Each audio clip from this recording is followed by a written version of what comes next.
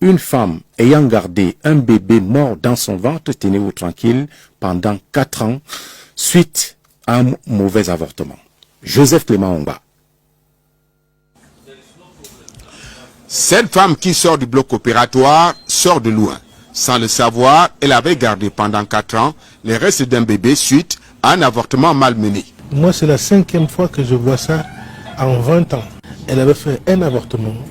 C'était à un âge un peu avancé de la grossesse, après les 16 semaines, quand on arrivait à l'intérieur. Un fœtus qui a été complètement momifié, qui était dans l'utérus pendant des années. La chair était partie et il ne restait que les os.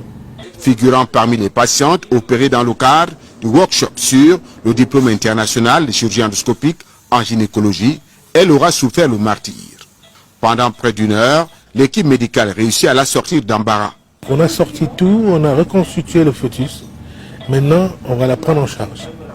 Pour plusieurs médecins, comme le professeur Adel Sedrati, venu d'Algérie, c'est une première malencontreuse. C'est un cas historique pour moi et que c'est pas tous les jours qu'on voit des choses pareilles. Et que oui, c'est des os qui ont séjourné pendant longtemps à l'intérieur de l'utérus de cette patiente. Et à la fin, on a réussi à réunir presque un squelette de tout le corps et que ça a été traité par voie endoscopique, donc on n'a pas eu besoin d'ouvrir la patiente. On a passé par une voie naturelle, donc ça a été très bénéfique chez elle. Et je pense qu'elle est tirée d'affaire. Sortie du bloc opératoire, cette femme qui vit dans la région de l'extrême nord se sent soulagée et caresse même le vœu d'avoir un bébé.